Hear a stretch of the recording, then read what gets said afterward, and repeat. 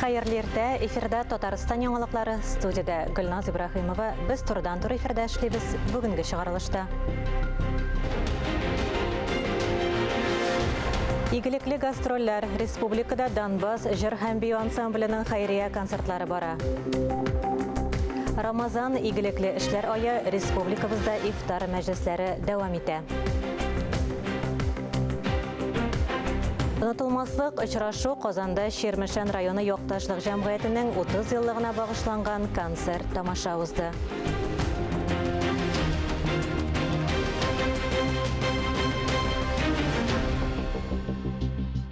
Bugün Xalqara donor күні. 1832 yılının 20 aprelinde Sankt-Peterburg akушері Андрей Вольф тарихта бірінші тапқыр оңышлы қан салуны өткәрі.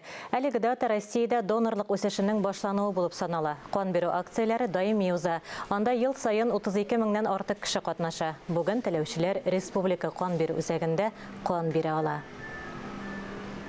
Qozan Digital Week forumuna hackathonlar әзірлейлер бірінші жеңушілерді белгілі. Мәктәп оқушылары, студентлар мәгълүмати технологиялар өлкәсендә татар телен үстерүгә юнәлдерелгән инновацион IT карар проектларын булдырды. Россия төбәкләреннән барлыгы 29 команда. Өлкәндәге программистлары арасында Татарстан, Мариэл, Башкортстан вәкилләре. Хакатонның приз фонды 300 мең сум. Җиңүчеләр Qozan Digital Week халыкара форумына чакырылган. Шулай ук Татарстан фәннәр академиясендә стажировка узу mümkünlüğü ala. Energetik yaşlarda jalip itadirgan proyekt o. IT hackathon. Hamına şul 2-3 gün içinde 100'den artıq qatnaşıcı studentlar, mında məktəb oxucuları da qatnaşıb yangi proyektlar, tatar tilin informatsion texnologiyalardan saqlaw üçün proyektlarını buldurdular. Alar prototip formatında hazır var, alar bik qiziq, bik zamanşa, tatar tilində öz eýtgiçlerde var. 21 aprelda parlamentariylар Дәүләт Советының чираттагы утырышына җыела. Анда тикшерелә торган мәсьәләләр һәм парламент эшчәнлегендәге башка хәбәрләр белән сезне Алия Галиуллина таныштыра. Көн тәртибенә якынча 25 мәсьәлә кертелде. Халык ышанычлылары сәламәтлек саклау, мәдәният һәм мәгариф оешмаларында хезмәт күрсәтүләр сыйфатын бәйсез бәяләү нәтиҗәләре турында халык алдында хисап тота. Шулай ук парламентарийлар гамәлдәге берничә республика законына төзәтмәләр кертергә җыена. Ә көн тәртибенең төп темасы республика хөкүмәтенең узган елга хисабы. Дәүләт Советы рәисе Фәрит Мөхәммәтшин искәртеп үткәнчә, әлеге документ буенча барлык парламент комитетларында фикер алышынган. Дәүләт Советында гомуми безнең аңлашыбыз бар. Еллар җиңел түгел. Күп кенә мәсьәләләр бездән дә тормый. Шуның өчен бергә буларак без бу проблемаларны шишеп, республиканың инде менә килеп җиткән 22нче елының планнарын тулай мутарга үтәргә дигән ният белән эшләргә дип чыгышлар булыр. Дәүләт Советы комитетларында 2021 елда Республика дәүләт хакимияте башкарма органнары эшчәнлеге турында хисап буенча фикер алышуга керештеләр. Ул йомгаклау рәвешендә парламентның киләсе сессиясендә тәкъдим ителә. Һәр комитет Татарстан президенты тарафыннан Дәүләт Советына кертелгән документны үз профильле юнәлешләре буенча тикшерде. Социаль сәясәт комитеты утырышында хөкүмәтнең социаль мәсьәләләр блогына кагылышлы хисап проекты турында фикер алыштылар. 2021 ел нәтиҗәләре буенча Татарстан икътисад үсешенең пандемиягә кадәрге дәрәҗәсенә кайтты. Тулай төбәк продукты 3 триллион 300 миллиард сумнан артып киткән. Икътисад министрлыгы мәгълүматларына караганда, икътисади үсешнең төп факторлары сәнәгатьтә җитештерүнең яңа мөмкинлекләрен гамәлгә кертү, система барлыкка китерүче оешмаларның йөкләнешен арттыру, нефть, химия һәм машина төзелеше продуктлары җитештерүне арттыру. Приоритетной задачей является сохранение занятости. Совместно с органами местного самоуправления, центрами занятости и предприятиями проводится ежедневный оперативный мониторинг рынка труда. Текущая ситуация на рынке труда относительно стабильная. Хезмәт, мәшгульлек һәм социаль яклау министрлыгы вәкилләре хезмәт базарындагы хәзерге вазгыять турында сөйләде. Быелның 1 гыйнварыннан минималь хезмәт хакы 8,6% кадәр арткан, 14 мең сум тәшкил итә. Республикада бюджет өлкәсендә эшләүчеләр өчен иң аз хезмәт хакы 16,700 сум күләмендә билгеләнә. Узган ел социаль түләүләр системасы 85 социаль ярдәм чарасын үз эченә алган. Татарстан 5 ел рәттән ярлылык дәрәҗәсе түбән булган төбәкләр дүртлегенә керә. Парламентарийлар Татарстан территориясында урнашкан мәдәният, сәламәтлек саклау, мәгариф, социаль хезмәт күрсәтү өлкәсендә оешмалар тарафынан хезмәт күрсәтү шартларын бәйсез бәяләү нәтиҗәләре турында Татарстан президентының халык алдында хисабы турында фикер алышты. Мәгариф, мәдәният, фән һәм милли мәсьәләләр комитеты утырышка профильле эксперт советы әгъзаларын чакырды. Парламентарийлар һәм җәмәгатьчелек мәгариф һәм фән министры Илсур Хадиуллин һәм мәдәният министрының беренче урынбасары Юлия Әдхамованы тыңладылар. Алар үз ведомстволарының узган елдагы эшчәнлеге турында сөйләде. Бу мәгълүмат шулай ук Дәүләт Советының булачак утырышында хөкүмәт хисабына керә. Мәктәпкәчә белем алу мөмкинлеге 97% тәшкил иткән. Узган ел демография һәм мәгариф ил күләм проектлары буенча балалар бакчалары, мәктәпләр төзелгән. Күп кенә уку йортлары төзекләндерелгән. Тагын бер мөһим тема – балаларны кайнар ризык белән тукландыру. Бу аларның сәламәтлеген һәм гармониялы үсешен саклап калырга мөмкинлек бирә. Татарстан Республикасы Президенты каршындагы татар телен саклау һәм үстерү мәсьәләләре комиссиясе белән берлектә мәктәпкәчә һәм гомуми белем бирүче оешмаларны җиһазландыру буенча зур эш башкарылды. Безнең тарихыбызда аның хәтле зур эш башкарылып, аның хәтле күп итеп бирелү һәм бөтен юнәлештән җиһазландыру эше алып барылганы юк иде. Менә 110 миллион сумнан артык суммага интерактив җиһазлар, өстәл уеннары, укыту методик комплектлар, матур әдәбият, язучыларның портретлары сатып алынды һәм мәктәпләргә кайтартылды. Татарстан буенча гармониялы үсеш алган һәм социаль җаваплы шәхес тәрбияләү өчен шартлар федераль күрсәткече 102%-ка үтәлгән. Мәдәни чараларда йөрүчеләр саны федераль күрсәткечедә 100%-тан артып киткән. Юлия Әдхамова шулай ук төрле форматларда уздырылган төп мәдәни һәм юбилей чаралары, шулай ук республикада тормышка ашырыла торган программалар турында сөйләде. 2021 ел нәтиҗәләре буенча Татарстан Пушкин картасы программасы буенча сатылган билетлар саны буенча илдә беренче урынны алган. Узган атнада Фәрит Мөхәммәтшин президентның Идел буе федераль округының тулы вәкаләтле вәкиле каршында мәгълүматны яклау буенча координацион совет утырышында катнашты. Казан шәһәре думасы депутатлары үз сессиясын үткәрде. Башкалада профильле комитет парламентарийлары иң яхшы территориаль иҗтимагый үзидарә конкурсында җиңүчеләрне бүләкләде. Сәяси партияларның төбәк бүлекчәләре вәкилләре иҗтимагый чараларда катнашты. Парламент хәбәрләре турында кыскача шулар иде. Татарстанда март башыннан Душа Татарстаны Миру Шепчет деген конкурс уза. Ул республика гомуми белем бирү учреждениеләренең 1-11 сыйныф укучылары арасында үткәрелә. Конкурс 2 этапта оештырыла. Россия шагыйрьләре иҗатына багышланган чираттагы этабы май аенда узыр дип көтелә. Әлеге конкурста Казаннан 4-нче сыйныф укучысы Камил Галәветдинов биек татар шагыйре Габдулла Тукайның туган тел шигырен инглиз телендә укыды. Oh my darling, you have been always my support in grief and joy, understood and cherished fondly since I was a little boy. In my time, I learned these portions to express my faith and say. Ифтар изге Рамазан айында күркәм күренешләрнең берседер. Көн дәвамында ризыктан өзелеп торган организмга бәйрәм ясаудан тыш юмартлылыкка, бердәмлелеккә дә бер мисал ул. Мәрҗани мәчетендә халык изге Рамазан аен тулы әзерлек белән каршы алды. Халык намазларга да хәзер бердәм булып матур итеп күпләп җыела. Беренче көннән биредә ифтар ашлары да уздырыла. Шиһабетдин Баһаветдин улы Мәрҗани мәшһүр татар мәгърифәтчесе, фәлсәфәче, тарихчы, дин галиме, педагог, археограф, этнограф, көнчыгыш халыклар белгече. Ул Мәрҗани исемен йөрткән мәчетнең беренче имамы була. Аны искә алу көнендә ифтар уздырырга булдылар. 18 апрель Шиһабетдин Мәрҗани вафат булган көн. Ифтар ашына аның туганнары да чакырылган иде. Шиһабетдин Мәрҗанигә вафат булуына багышланган бүген чара. Бүгенге ифтар. 18 апрельдә вафат булган иде. Менә бүгенге көн 133 булыр иде инде. Менә Шиһаб хәзрәте безгә зыялыларны чакырдык, институттан да чакырдык, Киштәр институты, тарих институттан бераз тарихын, бераз Шиһабетдин Мәрҗани турында безгә тарихын сөйләрләр диеп, һәм имамлар да вагазын сөйләрләр диеп, менә шундый бер чара, гадәттә ифтар инде. Ләкин бу ифтар багышланган имам Шиһабетдин Мәрҗанигә. Ел сайын Рамазан айы башланганчы ук милләт йортында ифтар көннәре язылып беткән була. Быел гомумән мәчетләрдә, җәмәгать туклану урыннарында ифтар аеруча күп оештырыла. Шушы көннәрдә Туфан Миңнуллин истәлегенә багышланган ифтар үткәрелде. Милләт йортыннан Мөршидә Җиһан репортажы. Туфан аға Миңнуллин истәлегенә багышланган ифтар Габдулла Тукай вафат булган көндә узды. Күренекле шәхесләребез рухына дуга кылудан башланган мәҗлестә 100дән артык кеше катнашты. Аны оештыручы, язучы, драматург Данил Салихов искәртүенчә, алар барысы да милләтебезгә хезмәт итүче күренекле шәхесләр. Уйланакларга дип, такларга дип килгән идем. Кирләнеп биттем үзем, дөньяны баклый алмадым. Трибунадан көчле итеп чыгыш ясардай, үз фикерен җиткерердәй депутатлар бүген җитми. Законнарны сез укырсыз инде, мин чыгыш ясыйм дип әйтә торган була башка депутатларга Туфан ага. Ул һәрвакыт иң кирәкле сүзне әйтә белә иде. Ходай Тәгаләнең булышлыгы 90-нчы елларда шушы безнең диннең яңадан туруы башланды бит. Мәчетләр салу, диннең туруы башланды.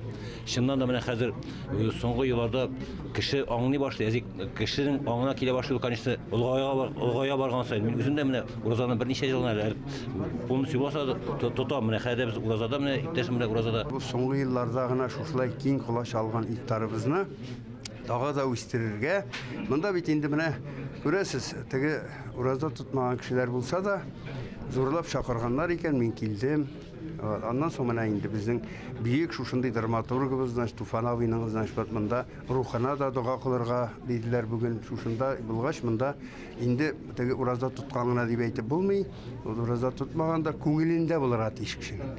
Милләт бөтенлеген, милли йөзен саклап калу иң төп бурычларыбызның берсе, ә милләтнең бер канаты мәгърифәт булса, икенчесе дин дип искәртте чыгыш ясаучылар. Чөнки Рамазан шәриф айы ул, әлбәттә безнең өчен бик кунак айы, туган тумачалар белән, дуслар белән, үзебезнең кардәшләребез белән берләшә торган ай икәнен беләбез. Туфан агага халык арасыннан чыккан дахи дип бәя бирә тәнкыйтьчеләр. Төгәлрәге ул авылда туган һәм исән чакта һәрвакыт халык арасында булды. Вафатыннан соң да Туфан Миңнуллин халык йөрәгендә яши. Әлбәттә, Туфан абый турында сөйләгәндә мин шаккатан һәрвакыт аның шәхсенә нинди зур олы шәхес, авылдан чыккан егет шул кадәр сәясәт буенча чыгыш ясый, бер вакытта да ул буш сүз әйтмәде. Аның сүзе һәрвакыт дөрес иде. Безнең җәмгыятьнең бик зур проблемаларын күтәрә торган иде һәм курыкмыйча, уялмыйча, дөресен гөрләтеп каты тавышы белән шуларны сөйлидер. Туфан Миңнуллин исемен мәңгеләштерү өчен кылынган гамәлләр бар, әмма әле башкарыласы эшләр дә байтак. Данил Салихов күптән түгел теркәгән Туфан Миңнуллин фондын тәкъдир итте. Аның кызы Әлфия һәм җәмәгатьчелек, дин әһелләре сорау буенча Туфан Миңнуллин исемендәге хәйрия фонды ачылды. Мин шуның җитәкчесе бүгенге көндә. Шуңа күрә дә бу изге эшне киләчәктә без халык белән эшләрбез дип өметләнәм һәм эшләрбездә Аллаһы бирса, мин инде шушы изге йорттан шушы Рамазан аенда, шушы җомга кичендә Тукайның үлгән көне киләчәктә балалар белән дә эшләрбез, өлкәннәр белән дә эшләрбез. Туфан Миңнуллин өчен кирәкми бу. Бу әдәбият өчен кирәк, бу киләчәк өчен кирәк, бу безнең балаларыбыз өчен кирәк. Туфан Миңнуллин мондый төр очрашуларны хуплар иде, чөнки ул кешеләр белән аралашырга, тәкъдимнәрен ишетергә, фикерләшергә яраткан шәхес. Мөршидә Җихан, Таһир Хәсәнов, Татарстан яңалыклары. Эфирдә яңалыклар программасы дәвам итәбез. Кайсыгызның кулы жылы. Әлеге чара Уахапов фестиваленең Донбасска гуманитар ярдәм исеннән оештырылган хәйрия концерты. Концертта хәбәрчебез Искәндәр Гыймалдинов булып кайтты. Музыкаль интонацияларның төрлеге һәм эмоциональлеге һәр номерның үзенчәлеге. Донбасс җыр һәм бию ансамбле алкышлар белән каршы алынды. Казанда Тукай исемендәге филармониядә Донецк һәм Луганск халык республикаларының якташларының күрешү, артистларның һәм эвакуацияләнгән халыкның мәдәни очрашу урынына әйләнде. Уразаның бит иң төп идеясы ул хәйриячелек, ул изгелек, ул михрибанлык. Менә бүген безнең татар артистлары Уахапов фестивале тирәсендә бүгенге көндә бик авырда хәлдә калган Донбасс халкына ярдәм итү идеясы белән берләште. Мин бүгенге татар артистларына башларымны түбән иеп рәхмәт әйтәм. Алар бу концертта бик теләп катнашалар. Бу идеяны күтәреп алдылар. Хәтта кайберләре бу концертта катнашу өчен үзләренең гастроль графикларын үзгәрттеләр. Каенкай рус халык биюе безнең бергәлек татар җырына гармонияле рәвештә күчә. Без бергә. Донецкидан җыр һәм бию ансамбле татар эстрадасы артистлары белән бер сәхнәдә. 20-дән артык артистлар фестивальнең Вахапов исемендәге хәйрия концертына ярдәм итәргә булган. Барлык җыелган акча Донецк һәм Луганск халык республикаларында яшәүчеләр өчен гуманитар ярдәм фондына күчерелә. Донецк иҗат коллективының гастрольләре Россиянең 54 шәһәрендә уза. Донбасс җыр һәм бию ансамблен киләсе концертын инде 20 апрельдә Ярчалада күрергә мөмкин була. Искәндәр Гамалдинов, Валентина Васильева, Ленар Хабибуллин, Татарстан яңалыклары. Ширмешән районының Казандагы якташлык җәмгыяте республикада беренчеләрдән булып оешты. Җәмгыятьнең 30 еллыгын Созвездие йолдызлык арт резиденциясендә билгеләп үттеләр. Кочаклашып, ихлас күрешүләр, Ширмешән осталары әзерләгән тәмле ашамлыклардан авыз итү, туйганчы җырлап бию хәтерләрдә озак сакланыр әле. Ә Ширмешән якташлары концертыннан җыелган акча Украинадан эвакуацияләнгән гаиләләр һәм балаларга ярдәм фондына күчерелә.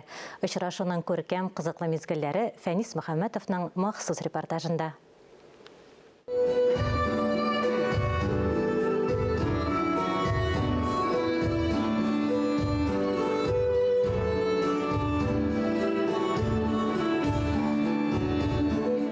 Кеше кая гына яшәмәсен, нинди генә зур дәрәҗәләргә ирешмәсен, күңеле белән кенде каны тамган туган җиреннән аерылмыйча, якташлары белән аралашып, хәл-әхвал белешеп, булышып яшәгәндә генә бәхетледер ул. Туган җир сагындыра да, яшәтә дә, өмет тә уята. Читтәгеләргә туган якның күгәргән кадагы да кадерле бит. Ширмешәнлеләр туган якты ситеп, якташларына күңел җылыларын салып әзерләгән саллы гына күчтәнәчләр, кул эшләрен, иҗат җимешләрен тәкъдим итте.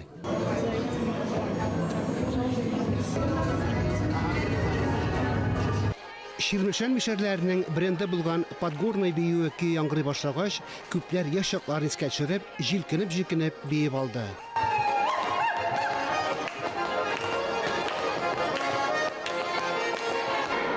Әби бабайлардан калган биюдер инде ул, без шуның белән барабыз.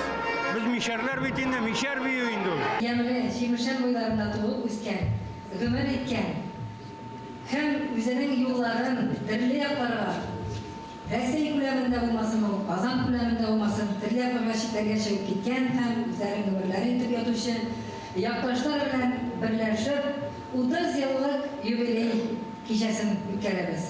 Раушания Сәүбанова һәр якташы өчен җан атып яши. Оста оештыручы якташлар мәнфәгатьләре өчен иганәчеләрне дә җәлеп итә.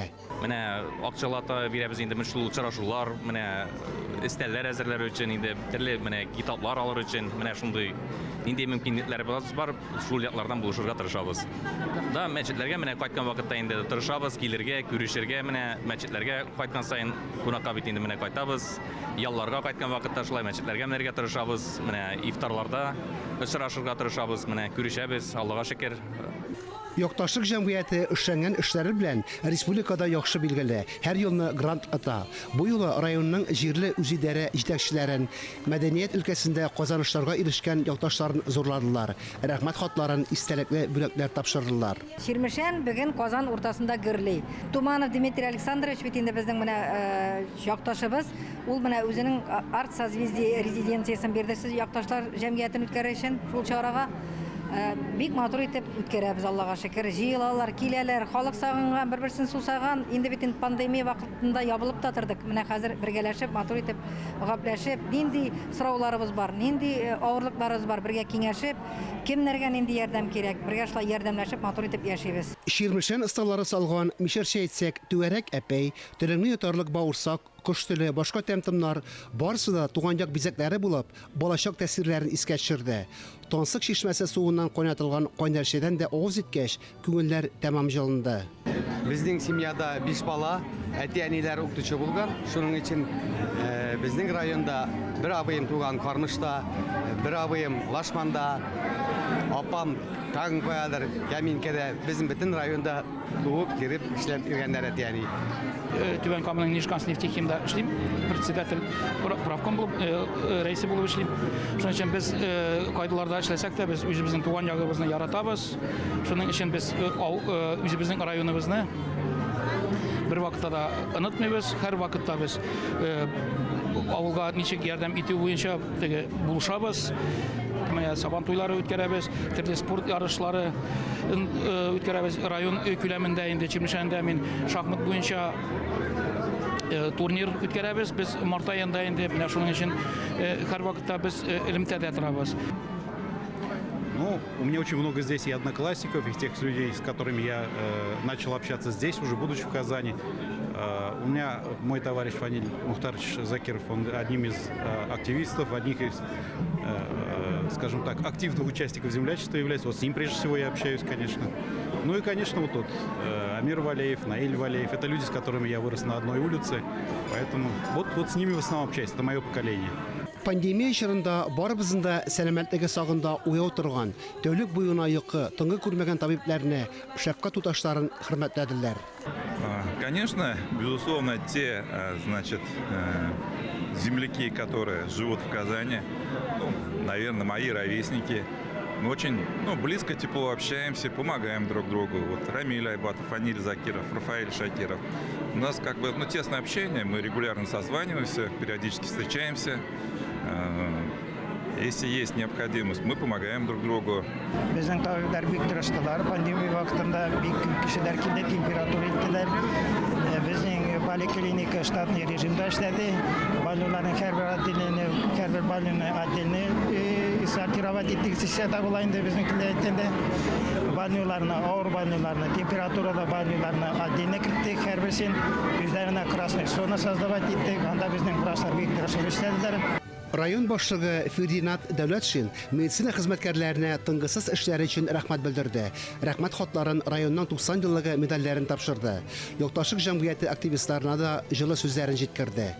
То, что совершили подвиг вся наша медицина, включая и военную, которая разработала эти методики лечения этой опасной болезни. Ну и, конечно же, наши гражданские врачи совершили, наверное, один из самых великих подвигов в истории, в современной истории.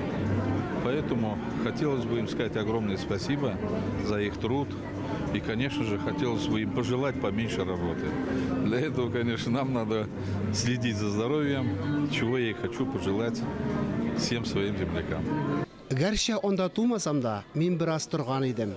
Татарстан президентының эшмәкәрлек буенча киңәшчесе Фәрит Кадырганиев якташларына әнә шулай Тукай сүзләре белән мөрәҗәгать итте. Җәен каникулларны авылда үткәргән балачак мизгелләрен сагынып ис калды. Туган нигезләрне саклап яшәргә чакырды. Изге Рамазан аенда әти-әнисе туганнары белән Чирмешәннең үзәк мәчетендә ифтар ашы да уздырганнар. Bizning Chirmishan rayonunda islom dini endi ul bik shunday zo'r darajali religiya shuning uchun endi mana ko'ramiz uroza tutuvchilar soni arta iftorlarga taravihlarga keluvlar hozir halal lifestyle deymiz endi shunday produksiya chiqarila boshladi mana bu iftorlarda har avulda o'zagimizda Chirmishanda bunda uzdırala shuni aytasim keladi mana ikki kunlik Мында Казанда торучылар, кайсы бер туганнар, Чирмешәннән килүчеләр бергә бер бәләкәй бәләкәй дибез, Чирмешәнчә бәләкәй, кичкенә түгел бәләкәй мәчеттә менә авыз ачтырдык, ифтарга чыгырдык. Шуның өчен аралашабыз, Аллага шөкер. Чирмешән төбәге талантларга бай. Созвездие Йолдызлык фестивале оештырыла башлаганнан бирле балалар актив катнаша. Гомерләрен сәнгать белән бәйләүчеләр дә бар. Фестивальнең генераль продюсеры Дмитрий Тумановның нәсел тамырлары да Чирмешәннең Элмәле авылына барып таша. Ул якташларына даими булышып тора. Башка якташлар да туган як белән һәр даим элемтәдә. Барыбызның да менә уй фикерләрен бергә туплаучы як бит инде туган як. Һәр вакытта да истәү кайтып беребез еш кына безнең анда туганнар, ягъни авылда безнең туган авылда тора. Казанга килгәндә исә инде монда Казанда күп якташлар белән шулай аралашабыз. Чирмешәннән дә киләләр. Кайберләре менә шундый сораулар бурчы, шалтыраталар еш кына. Чөнки бүгенге заманда юридик белемнәр булмаса, бик күп эшләрне, мәсьәләләрне эшләргә читен, шуңа күрә кулдан килгән чәй булышабыз якташларга.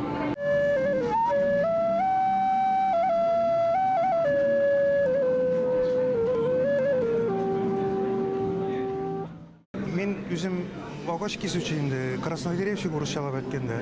Булай хәзер музыкаль инструментлар ясый башлаган, добра, кылкубыз, курайлар, сандыклар ясый, күп шкатулкалар, сувенирлар, агачтан нәрсә ясарга була, бөтенсен ясыйм. Район мәдәният бүлеге җитәкчесе Рузилә Минхаирова очрашуга зур коллектив, 100-дән артык башкаручыны алып килгән. Район һәм авыл мәдәният йортлары, сәнгать мәктәбе иҗат коллективлары, китапханәчеләр бар да тырышкан. Якташлар һәр чыгышны югары бәяләп, гөрләтеп кул чапты, кушылып җырлады, биеде. Якташлар онытылмаслык күркәм очрашуны бик озак сагынып сөйләрләр әле. Фанис Мөхәммәтов, Ленар Хәбибуллин, Татарстан яңалыклары. Әлеге сәгатькә шундый яңалыклар иде. Берничә минуттан эфирыбызны Хәерле көн Татарстан тапшыруы дәвам итә. Ә без яңалыклар иҗат төркеме бүгенгә саубуллашабыз. Үзегезне һәм якыннарыгызны саклагыз. Сау, сәламәт булыгыз.